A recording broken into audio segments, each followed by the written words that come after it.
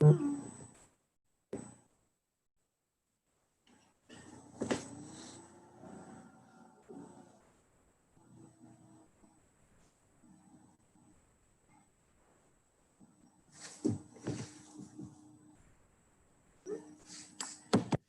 you guys hear me okay there? Yes. Can you hear us? I can hear you great. How's everybody doing? Hey, we're in a I thought you text the zip code to the Nixle number. Yeah, because that's what I'm trying to figure out. That's- So you check the number.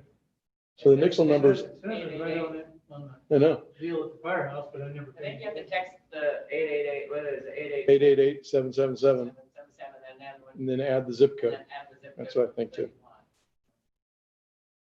Or you could just me, I just contact and say, can you send me that Nixle that you got, so I know exactly what was said, these people? I'm on Napa and Lake counties. Yeah, I just added a couple. Just wanted to make sure it worked. 877? Yeah. 88? I just wanted to make sure it worked.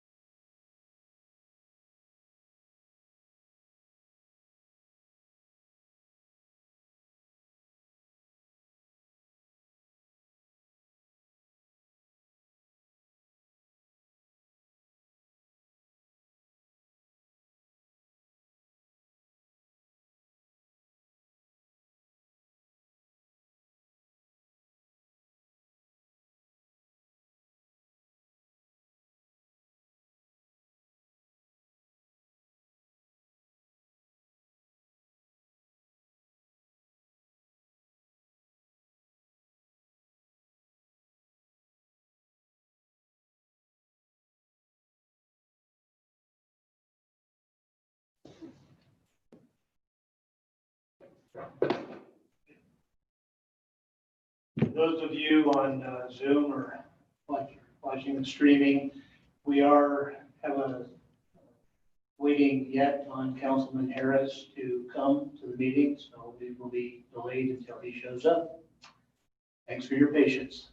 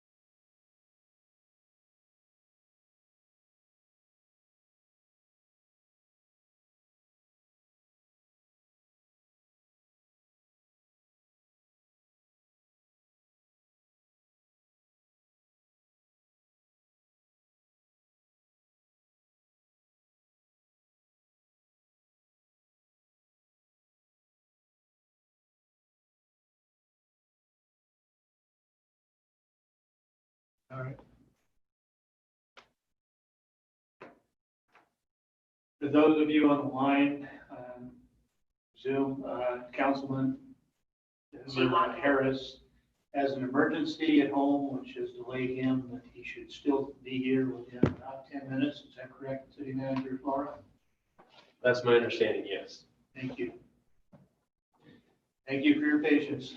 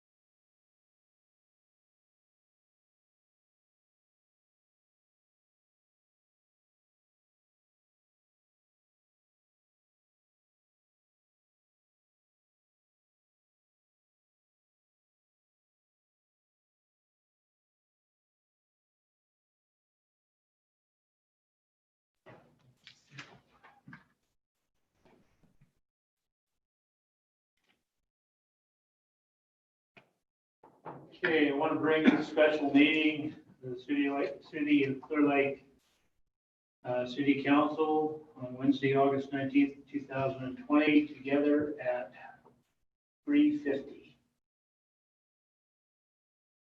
Please have the roll call, Madam Clerk. Councilmember Overton. Here. Councilmember Purdock. Here. Councilmember Harris. Here. Vice Mayor Sutton. Here. Mayor Kramer. Here. Now, if we can stand for the Pledge of Allegiance. Mr. Flora, could you lead us?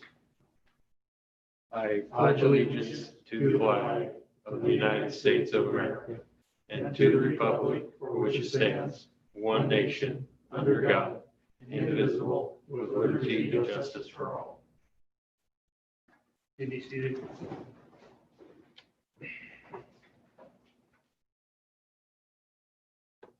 Okay.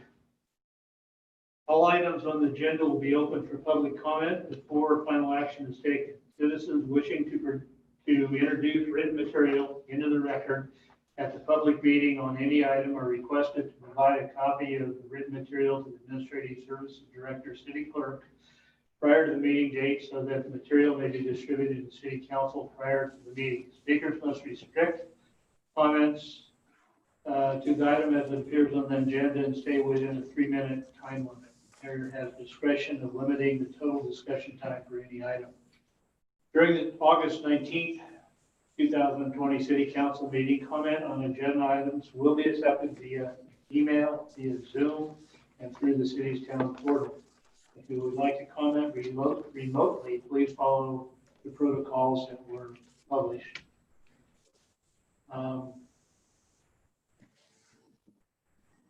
And I don't think we're taking public comment on anything outside of the agenda today. Is that correct? Good.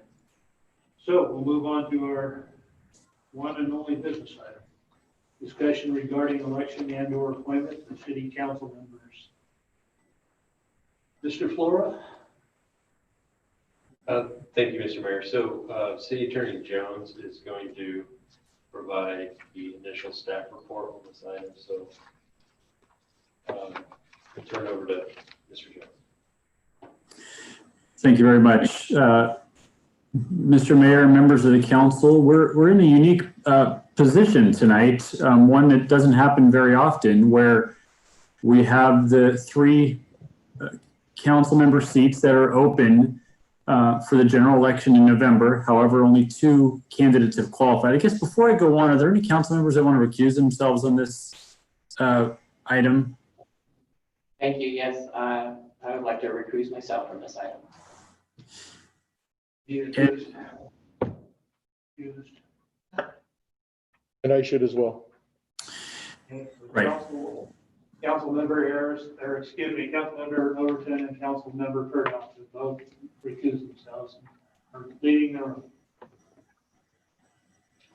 Thank you. I understand the basis for the recusal is that, well, for sure, Councilmember Overton is a candidate and Mr. Purdock is a potential candidate, may have a role in this election.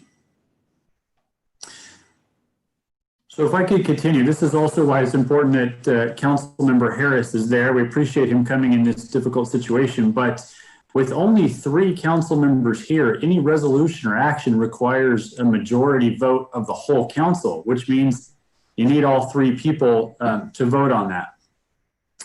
But what we've got here is only 2 qualified candidates for the 3 spots. And according to the elections code, you cannot appoint a majority of your council. You've got to have at least a majority elected.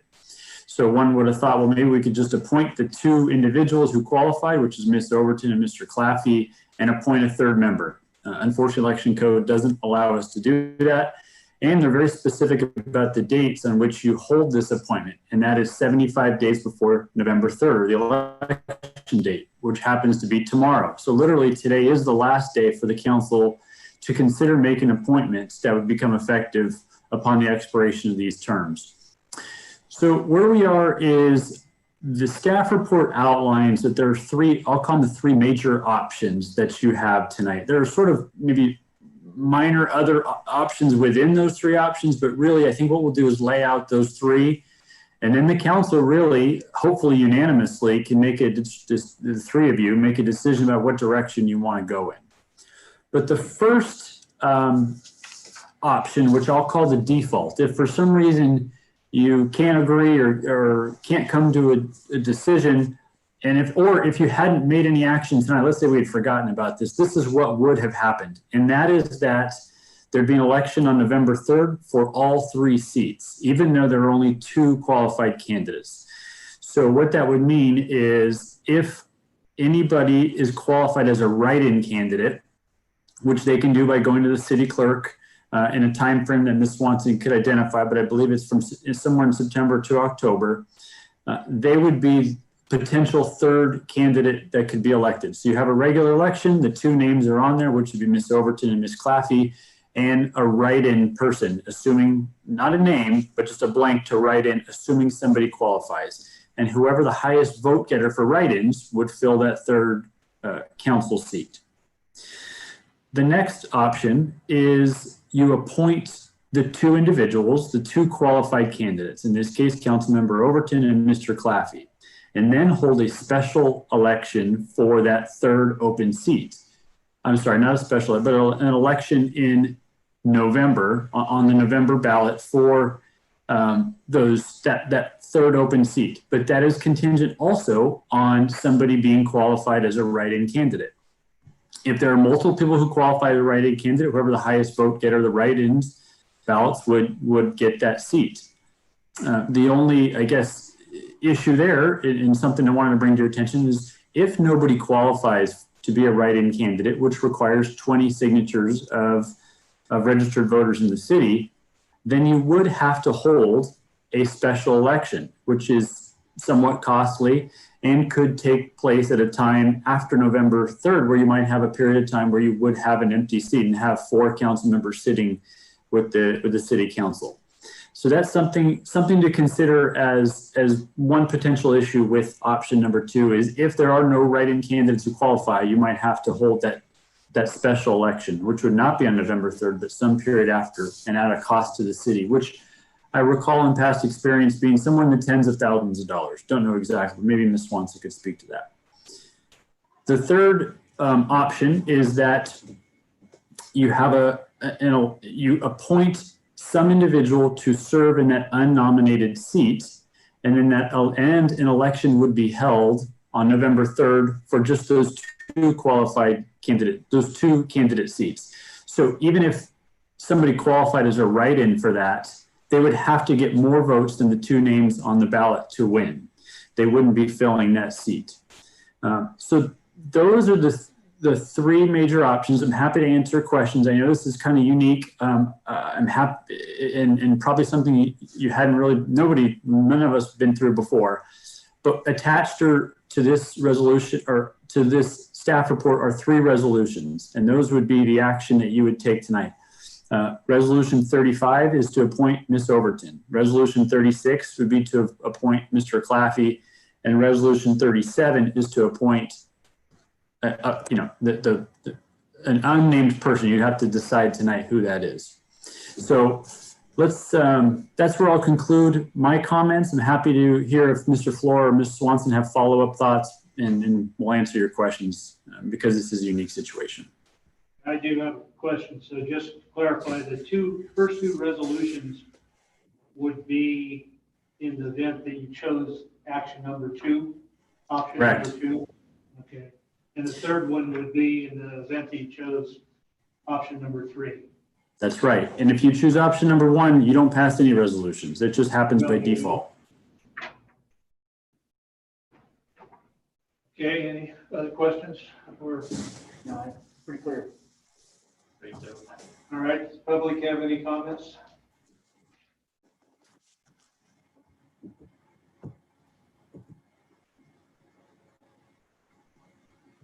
And you can take your mask off to speak.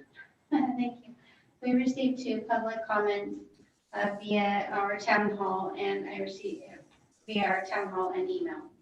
And the first one is via email from Joan Mingori, who states, Joan and Bob Mingori believe due to the COVID that Russell Purdock should be appointed into the upcoming vacancy for city council. He has served this community and is a valuable asset to the council, especially with the economy hardships ahead. The second statement comes from our town hall portal by Nate Fine, who states, "How is this possible? Nobody to run for city council? No comments for the town hall meeting today? Why are we so apathetic? I have a few questions for our city council. One, what is our plan for affordable housing? How can we attract people from the Bay Area to move here for more affordable living? This would bring more revenue and diversity into our community, maybe revamp tourism. Two, what is Clearlake's plan to bring tourism back? Wineries, B&Bs, fishing? What about the cannabis industry? And three, what is Clearlake's plan for global climate change?" That concludes public comment. Thank you. I would add, Mayor Kramer, that there are a couple of folks that are participating on the Zoom, so we might want to ask if All right. any of Is those. there anyone participating in Zoom that would like to speak? You can either raise your hand. Okay, it looks like Mr. Claffey has raised his hand, so I'm going to allow him to talk. Hi everyone, can you hear me? Yes.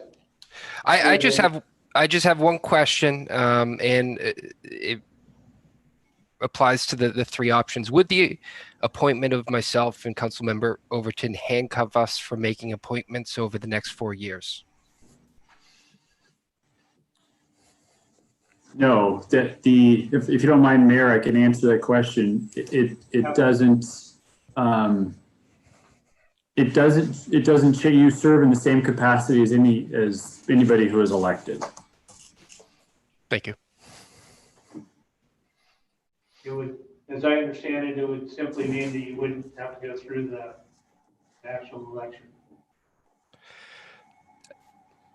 Understood. The way I read the agenda, it made it seem like the majority of city council members can't be appointed. So I was concerned if over the next 4 years, if something befell another council member. I think, Mr. Mayor, what Mr. Claffey is referring to is if the two of them were appointed, and then let's just say, for example, that one of the other council members decided to retire or move to South Dakota, and there was a vacancy, would the council be able to make an appointment to fill that seat, or would it have to be done through an election? So for that, I would turn to City Attorney Jones. And that is a good question. I think that is what Mr. Claffey was referring to. So I apologize, I missed that. The answer is he's correct. You cannot appoint a majority of the council. So if somebody were to resign, you would have to do a special election for that. Thank you. Are there any other questions? I'll bring it back to council then for action. Mr. Harris? Mr. Mayor, I do believe that my first choice would be option one, to go ahead and move forward with the election as it stands currently, and then have a write-in candidate. And the only question I have about that is, what is the time frame for somebody to become a qualified candidate to essentially obtain the 20 signatures? In October, you said, Mr. Jones? I hope Ms. Swanson knows, yeah. I can answer that question. So the write-in process does begin September 7th and close on October 20th. A write-in candidate would have to qualify, as City Attorney Jones states, would have to file the FPPC papers, the Form 700.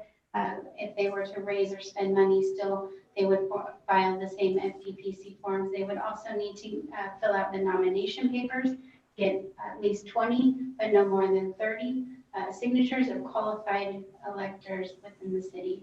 And just so I'm clear on this, if we move forward with a regular election, the two candidates that are currently qualified get elected to council. We now have 4 elected members on council, and we don't have a qualified candidate that actually gets on the ballot. They, at that point, can go ahead and appoint somebody to council until a special election or whatever case, right?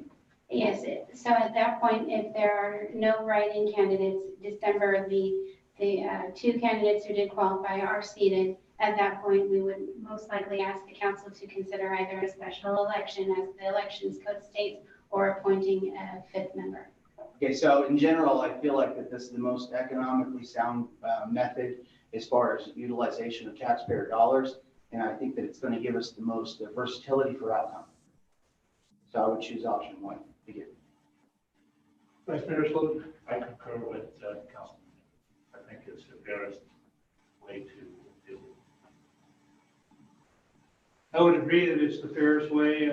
Option two was also, would have probably saved some money for those two that have already qualified.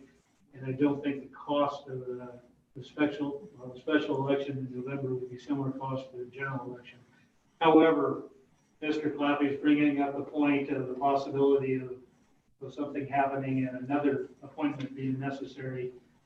Changes my thinking. So I think it's going to probably cost the two qualified candidates a little bit more because they'll actually have to run, but it's nothing that they wouldn't have had to do anyway. So I would agree with my other two, my big council or vice mayor and council member Harris, that number one is probably the fairest, the most transparent, and I don't think it's going to wouldn't cost the city anymore either. So I would be in concurrence with that. And that said, do we even need a resolution? Well, you don't need a resolution. I do think to formalize what you've all said is, I think just an oral motion that you want to move forward with that would be the best protocol. Okay, then I will ask for, Do we have to open the public first, or can we just move forward? no, I think we're back. We don't need to open the public. So I would, Mr. Mayor, I'd like to make a motion to go ahead and move forward with the election as it stands right now, and hope that we can acquire a write-in. I second that. Motion has been made by Councilmember Harris and seconded by Vice Mayor Slotin. Could you do a roll call, please? Councilmember Harris. Aye. Vice Mayor Slotin. Aye. Mayor Kramer. Aye.